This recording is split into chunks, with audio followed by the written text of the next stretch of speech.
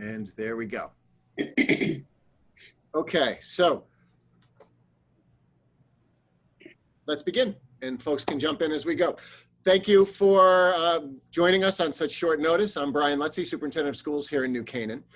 And we'll take a brief moment just to introduce ourselves, and then I will get into our plan for tonight.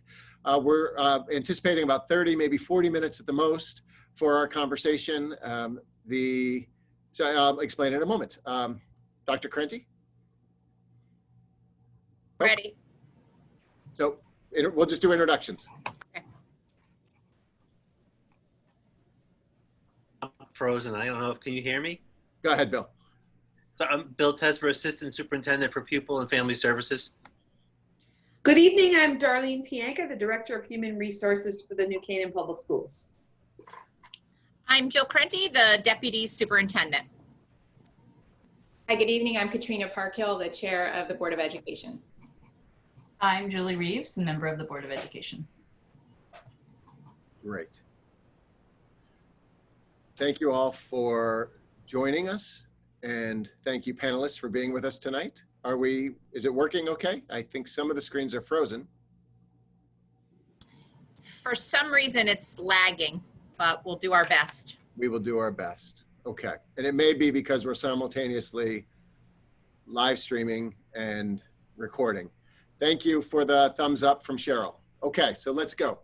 So thank you for joining us. What I'd like to do tonight, just briefly talk a little bit about our onboarding and re-engagement with learning plan, and give you an opportunity to ask some questions just for some clarification. We recognize certainly that the plan as presented is complex, and it's necessarily so because we're doing something in our public schools that haven't been done before. We're looking to redesign our public schools so that attendance remains compulsory, but face-to-face participation isn't necessarily the same. So we're looking to create an opportunity for our students to participate remotely or to be in our face-to-face learning environment, but also recognizing, of course, that we're doing this in the midst of a very challenging time for families, for students, for parents, for our community, for our teachers, for our staff, and everybody else. So working to develop a system that focuses on the health, safety, and well-being of everyone involved, yet to do it develop a system that moves us towards our goal, which is 100% of our students back in our schools, again, in a safe environment for everybody. Essentially, Harvard used the term, and I like it, pandemic-resistant schools, and we're looking to develop pandemic-resistant school systems. So, first off, we're not going to go through the entire guide. If you'd like to go through the entire guide, I invite you to click on the YouTube links that are available on the Charting Our Course website. We are going to talk about the reentry plan. So I'm going to share, if I can, a calendar that was put together that I think will help folks to understand and for us to talk through this together. Is that clear, fellow panelists? It is. Looks good. Okay.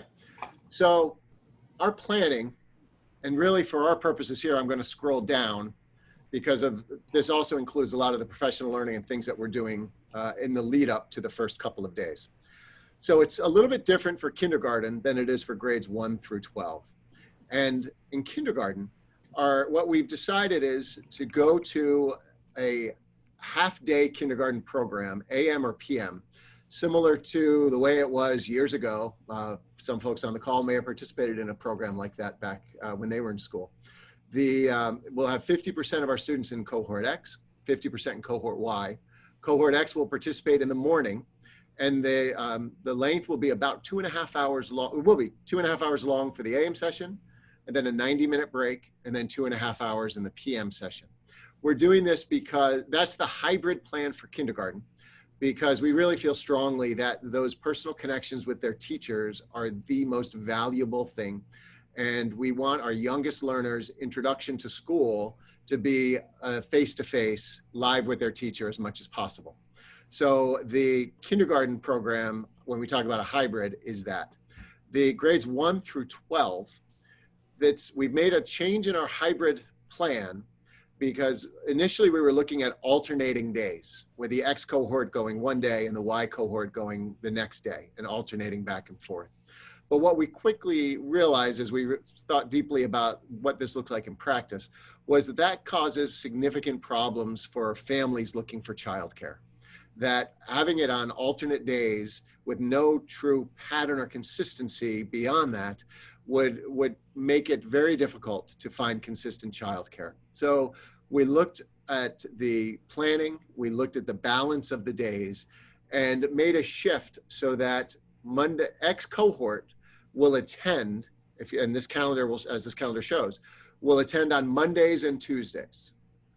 Y cohort would attend on Thursdays and Fridays. And then on Wednesdays, they alternate. And there's a little bit of doubling up based on a 4-day week or a 5-day week, as you see here, with cohort X going the 23rd and the 30th. So the Wednesdays are half days, approximately 3 hours long. And they're half days for a number of reasons, including it gives us the opportunity to do a deep clean of our cafeterias, all of our shared spaces, and all of our classrooms as we're transitioning one cohort into the other. Okay. It also provides us with an opportunity for professional learning for our teachers, because we're all learning to do things that we haven't done before, including the blended learning that's going to happen while students are home on the hybrid, or if they select remote learning. Now, the way this works essentially is the first 4 days of school are August 31st through September 3rd. And for those first 4 days, we're focusing on the getting to know our students, reacclimating them to our schools, talking through processes and procedures, safety precautions, the mitigation strategies that you may have heard about last time, and distributing technology to our students. So what we're doing on those first 4 days is we are coming in on alternate days. So students in X cohort, who are A through K, their first day of school is August 31st. Students in the Y cohort, who are L through Z, have a first day of school of September 1st. Then the X cohort comes in again on September 2nd, and the Y again on September 3rd. Lots of reasons why we're doing this as alternate days.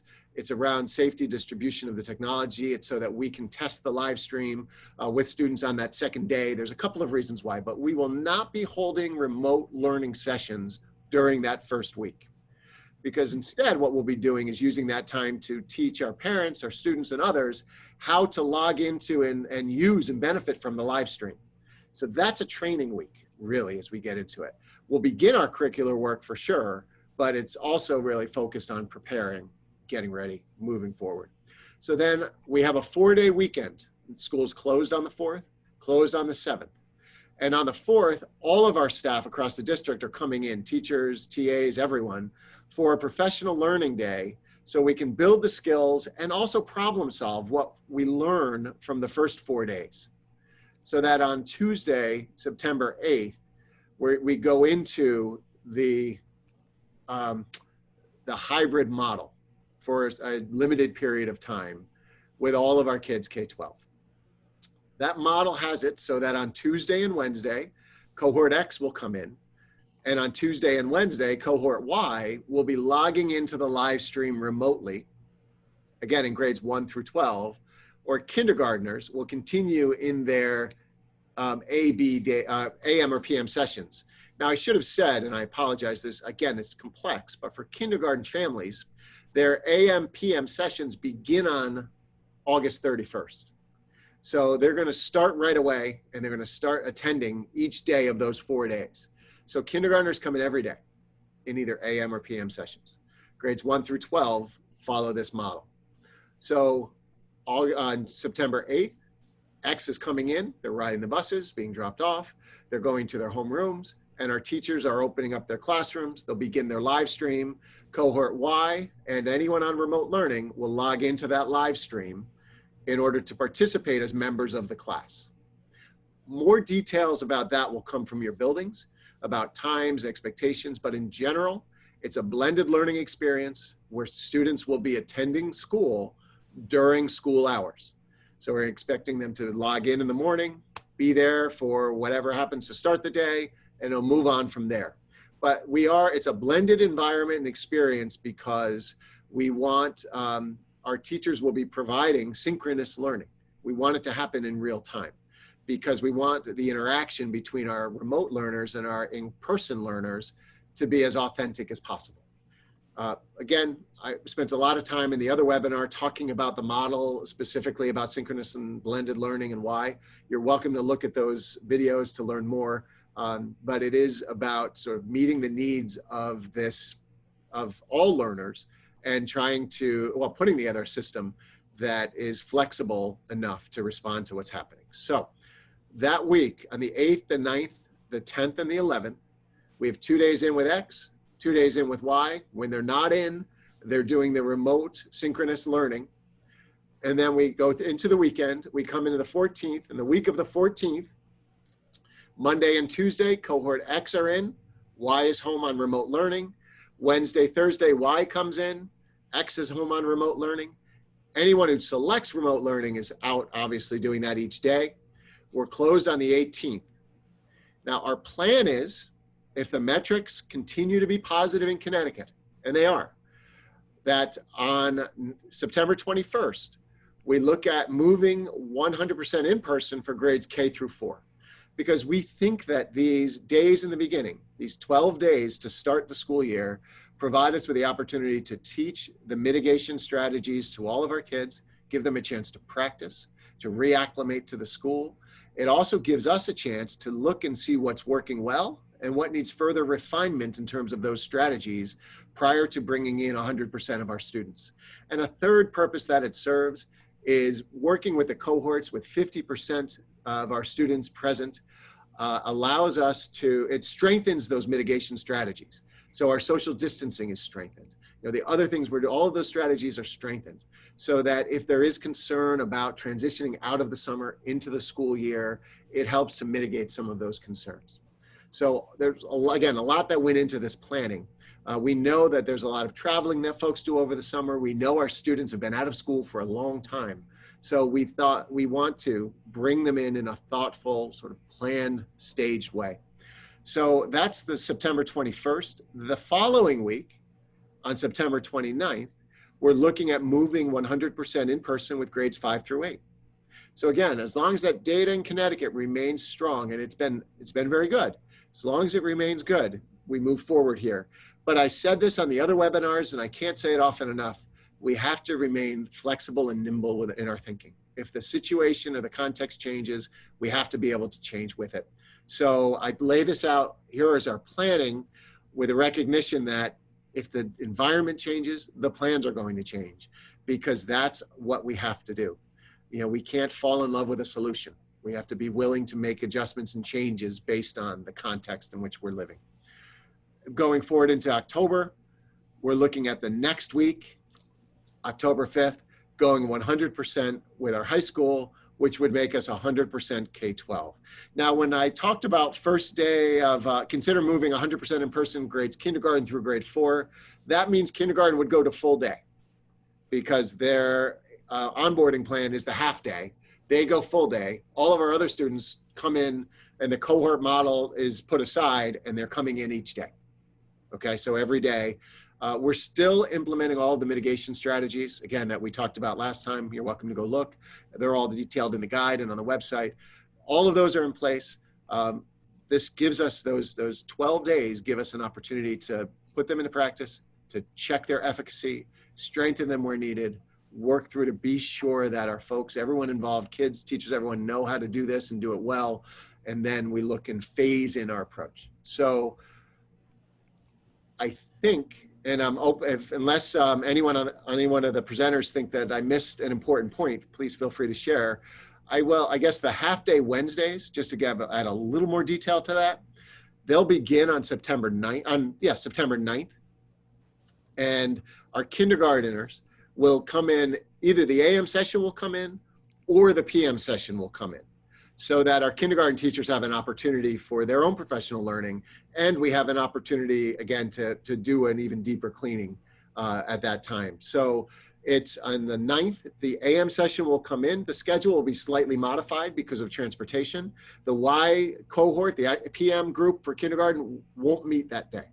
But on the 16th, the AM kindergarten will not meet, and the afternoon kindergarten group will come in still in the afternoon. And we're doing that again because of childcare, because we recognize how difficult it could be to set that up. And we want to try to facilitate that for our families.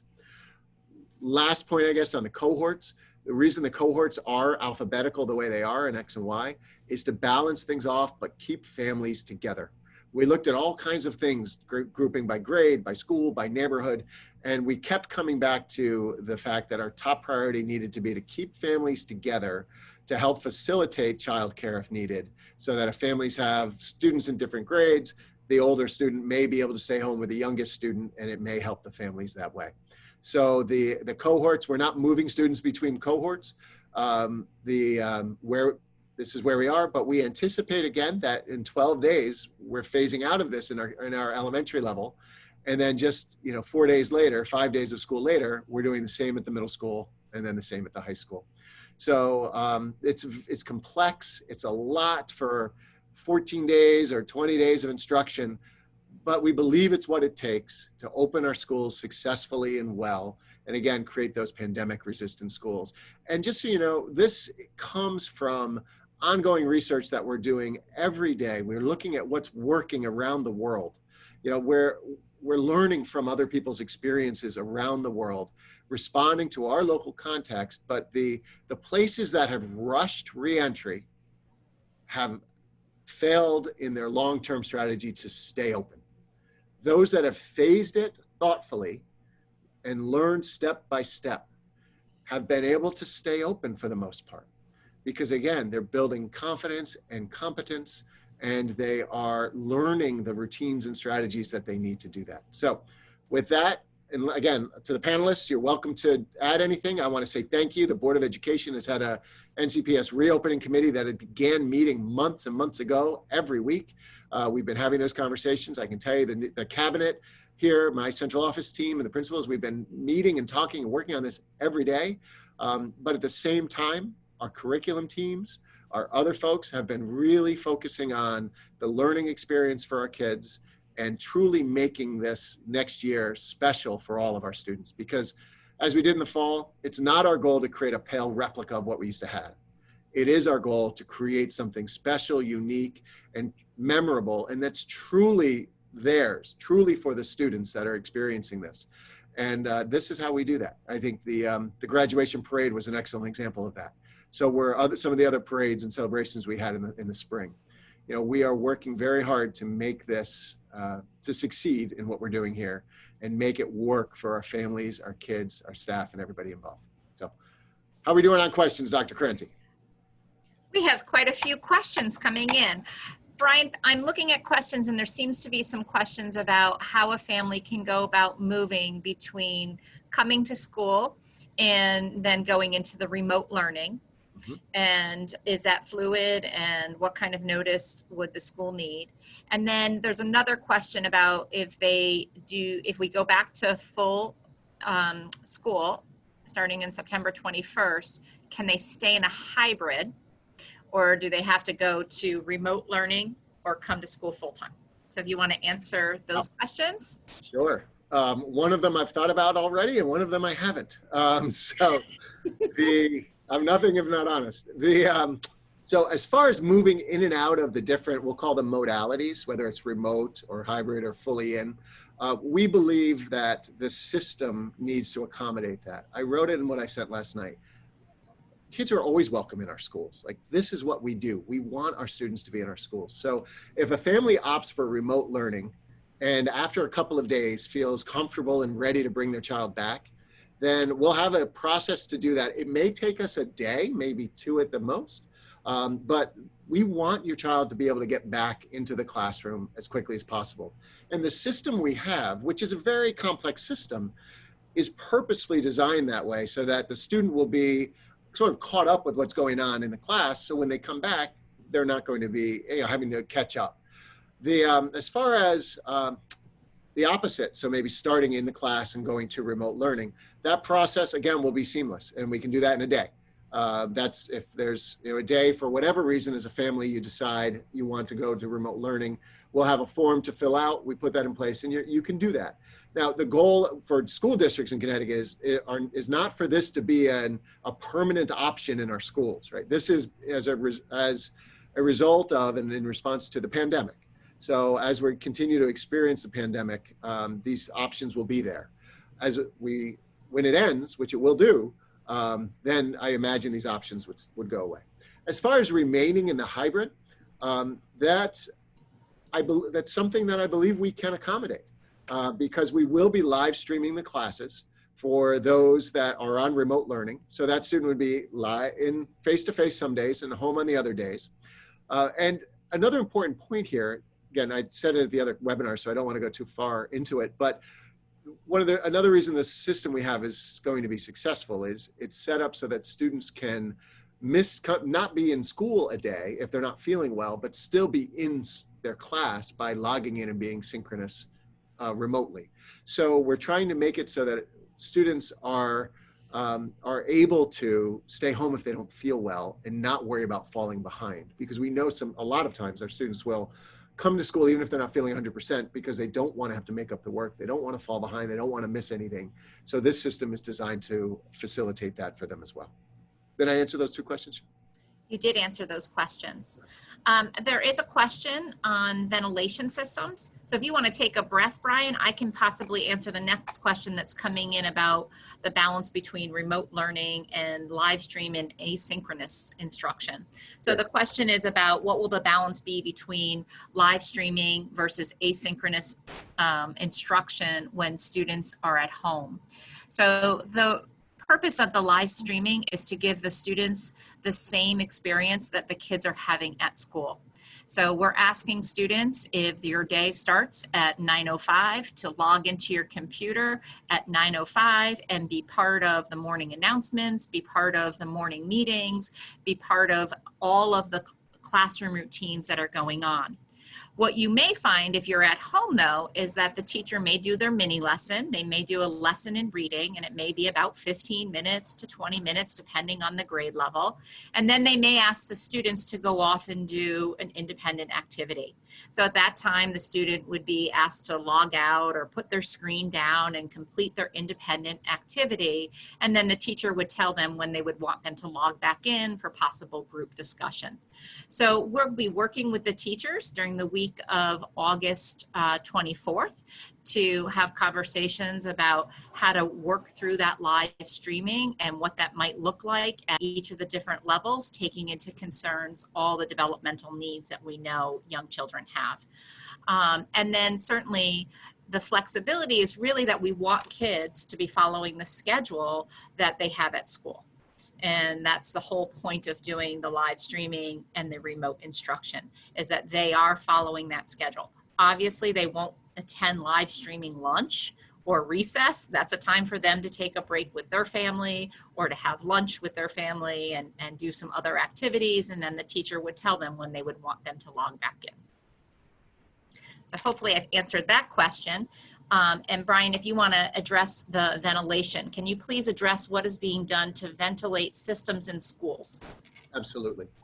And again, there's so much depth to any one of these questions. So I'll answer, and more information is available in the guide. And if people want follow-ups, they're welcome to reach out. But in general, we've been well aware of the ventilation, the importance of good ventilation for months, and we've been working on this. Even just last week, we had an engineer visit our schools with a device so that he could measure the number of air exchanges that occurred over the course of an hour. At the high school, we have a new and powerful system that was put in as part of the upgrade in 2006 or so. And that system we're able to balance and change in order to create negative pressure and to go ahead and exhaust that out of the building. So and it's a powerful system, the HVAC that runs all the way through with ductwork, what have you. Some of the systems in the other buildings are a little bit older. So what we've been looking to do, where we have what are called unit vents, which are essentially the white boxes that are in the wall underneath the window, and they're really designed to recirculate. They are, there's filter there, but it really doesn't do a fresh air draw. So what we're looking at is really a fan solution in the classroom. So we've purchased box fans or even the longer window fans, and we're turning them around, we're putting them in the window, and we're exhausting out. And what that does is create some negative pressure in the room. So as you exhaust out, the fresh air is drawn from the hallway. And we do have air conditioning units in the large spaces, the cafeterias, in the gyms, and we'll be running those so that we're conditioning the air. And then with the doors open, as these run and creates that negative pressure, it will be pulling that conditioned air into the room and out of the room. That's the research is talking about that being the right approach. We've run that through the Department of Public Health, and they absolutely agree it's the right approach. And the engineer went and did the measurement for us, and there are multiple air exchanges per hour using the system that we have. So we've been tuned into this from the beginning. We read the research months ago that talked about the ventilation systems out in Washington and some of the experiences people are having and some of the office buildings and things. So we jumped right on that, and I'm very confident with this solution. Great. Mr. Tesver, there's a question about a speech, OT, and academic support for students who have IEPs during the hybrid schedule. If you could address that, that would be great. Sure. During the hybrid schedule, if a student has OT, PT, or speech, we're going to try to accommodate that when the student is actually physically in the school. So we'll try and deliver those services in person. If it's a daily service, like a learning center class, then that by definition will have to be partly in person and partly through remote. But we will try as much as possible for the related services to be done in person. If it's, if by chance the person gets speech and language 5 days a week, which is not a very common occurrence, some of that would have to be done remotely. Great, thank you. There are questions in regards to dropping and picking your children up at school, and how will we manage the overwhelming amount of cars that might be coming to school. So Brian, if you want to talk a little bit about that, and then I can talk a little bit about some of what the elementary principals are planning as far as helping students to stay socially distant. Excellent. Briefly, at the high school, we're looking at building a road that goes from the high school into Waveney. We've been working with the town on this since, about the spring, actually, early in the spring. And we're optimistic that that will come together. So the road would go back by the tennis courts into Waveney, have some parking spots there. And we look for that to be one way out, so that folks in the morning, as they're driving through, could drop off in the front and then just keep going and go out through Waveney. And we've been with Park and Rec and others to get approval for that. The benefit of that is not just at the high school, but is also over at Saks and even south to some degree, because it avoids the problem of having cars loop back onto Farm and South and going back through that intersection, through there. So that should be beneficial. Each of the building principals, each of the 5 principals and even assistant principals, were walking their site just a few days ago with the New Canaan Police to identify what's the best traffic flow pattern. And it may look a little different at each of the schools as we look at this. We're right now, as you know, there's a survey out that's asking about transportation needs. And if our ridership on the buses comes down pretty significantly, we think we can drop off and get the buses off site pretty quickly.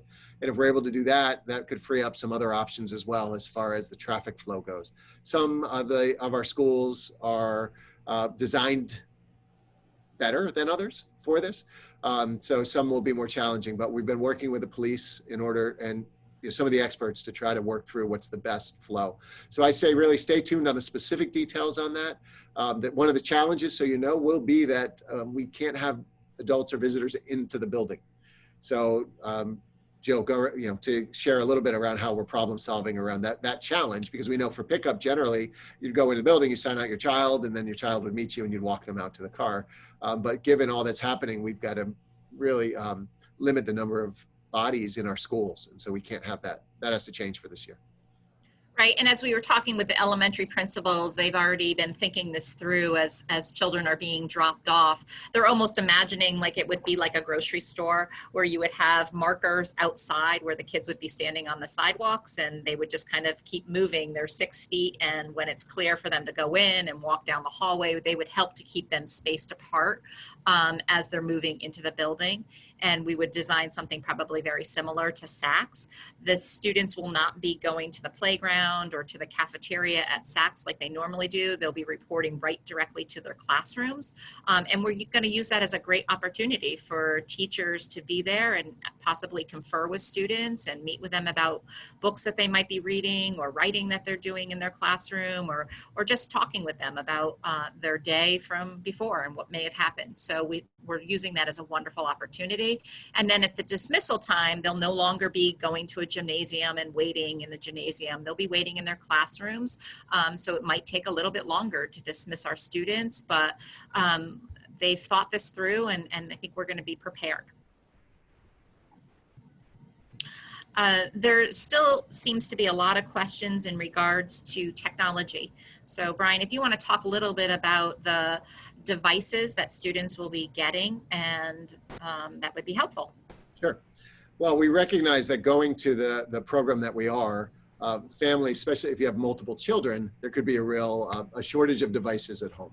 So we also recognize that the sharing of devices throughout the course of the school day was not recommended, right? That students shouldn't be using the same keyboard as other students and things like that. So we looked at our existing resources, and we have found a way to deploy out generally what we had. We had to backfill a little bit so that students, I believe it's K2, will be issued iPads. And then from 3 through 8, they're Chromebooks. And of course, at the high school, we have our BYOD program, so students have their own devices. The devices themselves are really purposefully chosen for each grade level. And our teachers are doing work around instruction that will use those devices. For instance, some of the Chromebooks are touch Chromebooks for the touch screen, and that's for some of the math programming and things like that.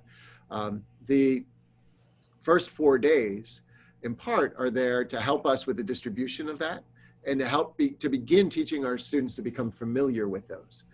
We recognize that there's a continuum of expertise in the use of devices, and it's not just being able to turn it on and type on it, but it's understanding how to care for it, plugging it in, charging it, all of the expectations and responsibilities for it.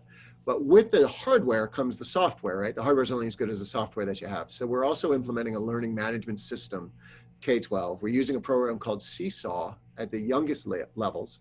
And then in the middle school, we're getting, actually grades 3 up, we're going with a Google Classroom platform. And then 9 through 12, we're using a program called Schoology. So it gets increasingly complex as our students get older and more able to handle that. The learning management system, in essence, is a way for teachers to take their course materials online, so that whether a student's home or in class, they have access to the same materials. The handouts can go through that. Things can be turned back in, comments, all of that. So it's similar to a platform that would be used if you took a class entirely remote. If you're sitting here and you took a class at the University of Phoenix, you would use a learning management system to manage that content and those assessments. So the technology distribution and the implementation of those learning management systems are all really cornerstones of the program that we're putting together. Great. Brian, if you could talk a little bit about the face masks and what's going to be the requirement. Will students have to be wearing those face masks, and will it be enforced? And then when they go outside, will they need to wear the face mask? Sure. Sure. So the state of Connecticut and us in the New Canaan Public Schools and public schools across the state do expect students and adults in the buildings to wear masks. Again, it continues to be a very powerful mitigation strategy. Again, on those other webinars, I talked about the layering of mitigation strategies and those things. But yes, mask wearing is a requirement. The Department of Public Health has said that if a student isn't well enough to wear a mask, that student probably isn't well enough to be in school. And it's not a choice. Students are expected to wear them, as teachers are expected to wear them. Now, that does not mean that they don't get opportunities to take them off from time to time. So, because it's one of multiple mitigation strategies. Social distancing is another one. Getting outside, as was part of the question, is another one. So teachers are looking at, where do we build in mask breaks for students? What do those look like? And when we go outside, if we can maintain social distancing, certainly students can take mask breaks and we can take them off. And if there's an opportunity to truly spread out, if students are working on a project individually and they're in different spots outside, they can take a break from their masks. That's an important part. Teachers also, if they're in the front of the class teaching and they can keep the 6 feet or so between them and their students and what have you, may transition from a mask to a face shield so that they can project their voice. Students can hear them, and they can do whatever instruction they need to do. And then they put the mask back on as they circulate around the room. So we also have other things, physical barriers that we're putting in place, plexiglass and other things like that, because we really are looking, again, to make this as meaningful and important of an experience for kids as possible. So group work will still occur. You know, I know we all see images of schools over in Europe and in the East where kids are all sitting in rows, all facing forward, and that's how they're spending their entire day. We know that's not how kids learn best. We needed to create a system that facilitates group learning and provides for that exploration together. So we've invested in that and put those together as well with those tables and furniture things we have. So they'll be able to sit with these partitions between them, and they may be able to take mask breaks from time to time as they're doing that. So this is all a part of the refinement of our mitigation strategies, and why this period of time as we onboard at 50% is so important, so that we can learn and make some adjustments and refine our practices prior to bringing in all of our kids. Great. There's still some questions in regard to I think we've answered a lot of the questions about the remote learning and hybrid, although they still seem to be coming in. We just want people to know that the choices are flexible, and that if we go to everybody in after September 21st or September 29th, and you choose to stay remote, you can do so. Sure. And so we just want to make sure that that's clear for people. And I would say, Jill, just to jump in, if you choose remote in the beginning, you don't have to wait either. So if you chose remote in the beginning and you decide you want to bring your child back prior to the 21st or the 28th or the 5th, you just let us know and we bring your child back into school. And there are questions about the first 4 days and those people who choose remote. And I do believe that you answered that in regard to why we are not doing the live streaming for that hybrid week. And it's really about the training. But we did talk as a group today about offering training for parents on the management systems that we'll be offering, whether it's Seesaw or Google Classroom. And we also talked about doing training for parents and students who are home with the live stream, so that they may be able to attend a Zoom session so that they understand how to live stream on Tuesday when the hybrid program begins. There appears to be some questions about PE, band, strings, and choir. So we can both tackle that one if you'd like, Dr. Lutzy. But go ahead. Would you like me to start? Would you like to start? No, you go right ahead, Dr. Cranky. So as far as PE, the students will be participating in PE at the elementary level, though. The PE teachers will be going to their classrooms to pick them up, and we will be using outdoors as much as possible throughout the course of the year. And they'll be taking the class outside, and then they'll be bringing the class back to their classroom. And when they, and that will hold true for the middle school as well. There might be times where the kids will actually meet the PE teacher in their PE location in the gymnasium, but that's only going to be like if it's a period 1 or maybe the last period, because we're going to try to limit transitions. But PE will go outside as much as possible. In the elementary level, when they have those rainy days and they need to be in classrooms, we'll probably utilize that time to institute our health program that we've designed with our elementary school kids. As far as band and strings, strings will continue to move on. There's no problem with string instruments. They just may be in different locations as far as where they're getting that instruction. As far as band, they won't be playing the instruments in school, but that's not to say that they're not going to be learning how to play those instruments. So there'll be a lot of asynchronous videos. They'll be practicing the fingering. They'll learn how to read the notes. And then when they go home, that's where they'll do some of their practicing of their band instrument. Choir is still a challenge for us because they still need to be 12 feet when they are singing. So we're still trying to work through those details. Certainly at the middle school and the high school level. Did I miss anything? No, you nailed it, Dr. Crenti. The only little thing I'd add is we learned quite a bit last spring. you know, with music, our music teachers, all of our teachers, we learned quite a bit about remote teaching, what we can do. And one of the things I know I heard from many of our music teachers was they've really learned how to create those videos and how to have students submit themselves playing electronically and even giving them feedback on that. Right. So that's positive. Yep. Right, and we will be communicating. There's a software that we'll be using that we used in the springtime called Smart Music, and we'll be utilizing that software again as well. There are questions about being able to visit the high school and or SACs or the elementary schools before August 31st starts. Yeah. This is such a hard thing. You know, we would love for that to happen, but we really have to manage and control the number of people that come into our buildings. You know, we've worked very, very hard to keep those buildings so clean, and we're going to continue doing that. We're looking at opportunities now. We know, for instance, our folks in transition, right? Our 8th graders transitioning into 9th grade, or to our kindergartners just starting, all of our transition grades especially, but all the grades. We know that this is a challenge.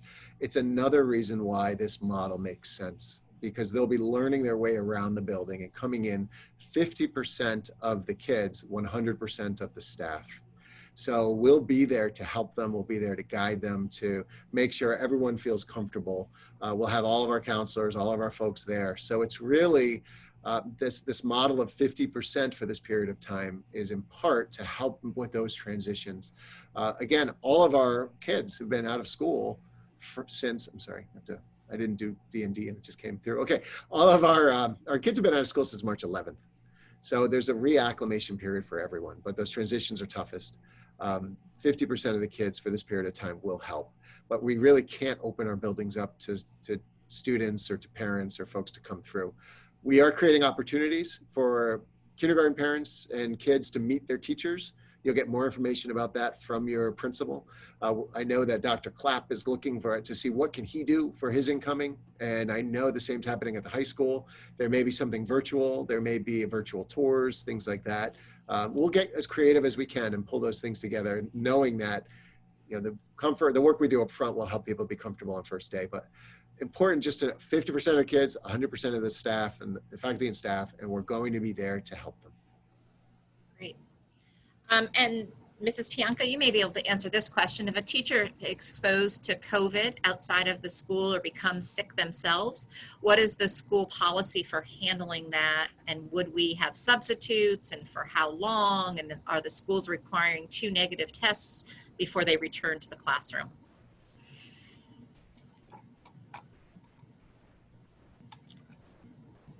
Mrs. Pianka, you're muted. Unmute. Sorry.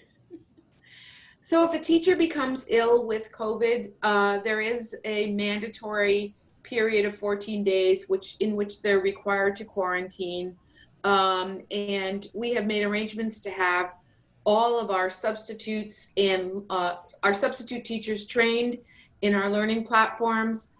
We have also added long-term sub positions in each of our schools on the elementary level, and 2 at the middle school and the high school. We have, so that we have extra staff in the buildings to be able to accommodate these types of situations in anticipation of the probability of them occurring.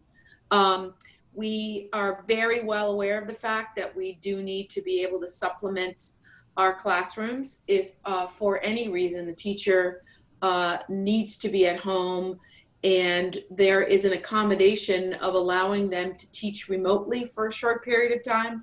There will also be a trained adult in the classroom setting with the students. Great. And I would simply add to that, at the very end of the guide that's on the website, there's Addendum 5, which has been developed by the Connecticut State Department of Public Health and in a subcommittee that I'm fortunate to be a part of.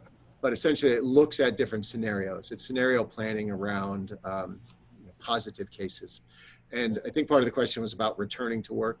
And it's not about a positive test prior to return. It's really about the number of days and being asymptomatic, you know, after, if you're test positive, being clear after a number of days. And you can see the fine details there. We're still in the process of operationalizing that because we recognize that this is important. One of the challenges is every case is a little bit different. Everything is a little bit unique as we look at it.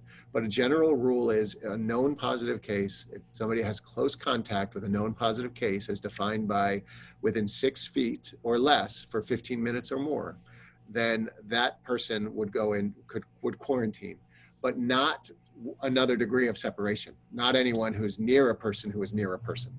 It's only that close contact definition. That all comes straight from the CDC and the Connecticut DPH. Again, that Denim 5 is in our guide because this is an important piece, and we'll continue to articulate what it looks like in practice. Mr. Tesber, perhaps you can answer some questions about co-taught classes. So if students have an IEP and they're in a co-taught class, how might that look for the students who are learning remotely? So it'll be, there'll be the cameras will be set up for the live streaming if they're doing remote learning. It'll still be a challenge will be a challenge for to really get the full benefit of the co-teaching through the virtual model. Because one teacher's up there teaching, the other teacher might be circulating around the room asking questions and working with students. They will have the opportunity maybe to check in with the people who are doing remotely. That co-teacher could check in and help support those students remotely while other activities are going on in the room. But it will definitely look different than the traditional in-person model for the co-teaching. Just to clarify in regards to the remote learning or the live streaming, I think we keep using those terms interchangeably, and the hybrid. So we just want to reemphasize that the live streaming means that the kids will be watching and participating with what's going on in the classroom. So we're in the process of looking at the devices, looking at the software, looking at some other equipment that we can install in the classrooms to make it a little bit more interactive. So we have webcams, we have docucams, we have all of that equipment. We're looking at adding possible some better sound equipment so that the voices can be heard better within the classroom. And then we're also looking, especially for the younger kids, to try to add in a monitor where the teacher can actually see the kids who are sitting at home, so that when they raise their hand, they can actually call on those kids and have them participate within that classroom. So we are looking at ways to try to engage the students and make it much more interactive with the students at home. Certainly with older kids, it's a lot easier for them to understand that they wait until the end of the lesson, or they wait for the teacher to say, is there anybody who is at home right now who might have a question? And, by all means, ask your question and we'll answer those questions for you. So it is meant to be interactive, and we'll be working through some training with the teachers. There's also questions about textbooks and workbooks. So yes, we are providing textbooks and workbooks to students. And there might be times that they'll be asked to use the textbooks and workbooks within the classroom. We're going to still have guided reading books. We're just not going to be sharing those books. And the kids will be taking those workbooks home and the textbooks home with them, just like they normally would. So not everything will be online. There will be times where the teacher will say, I need everybody to go and I want you to complete the workbook page 15, and then we're going to come back and we're going to take a look at it. And that might be for the kids who are sitting in the classroom, and it might be for the kids who are sitting at home.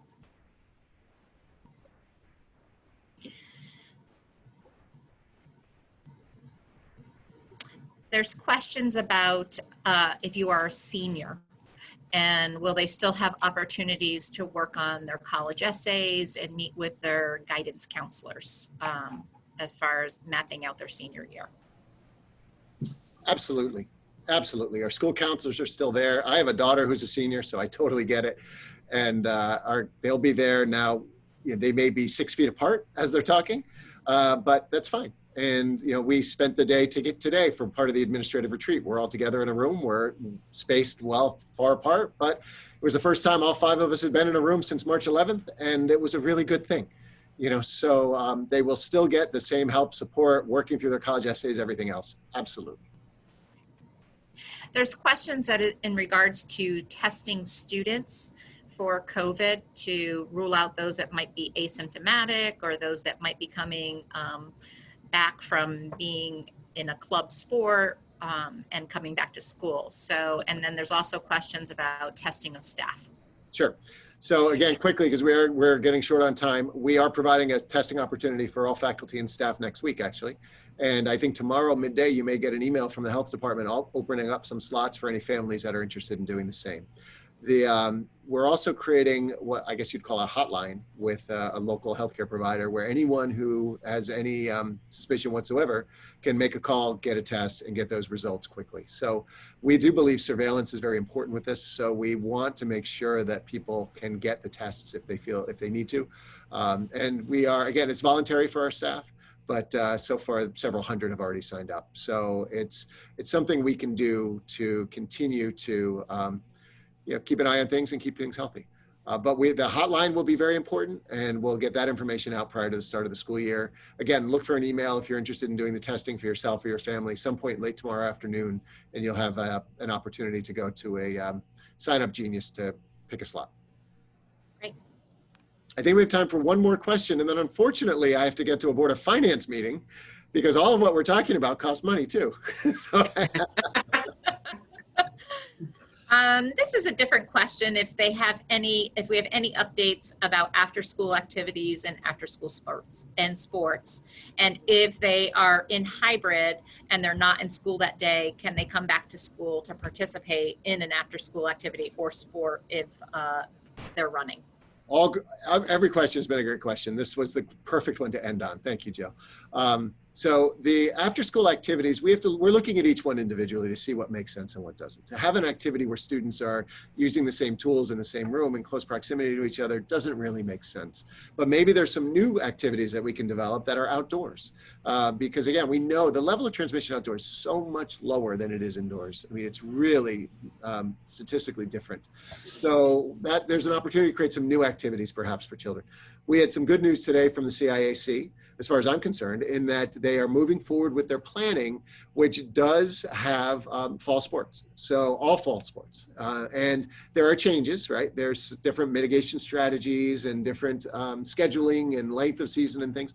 But as of today, and as long as the metrics hold, I believe we'll be able to go forward with fall sports, including football, volleyball, soccer, everything there. Again, it's going to look different. For instance, we may not have spectators there.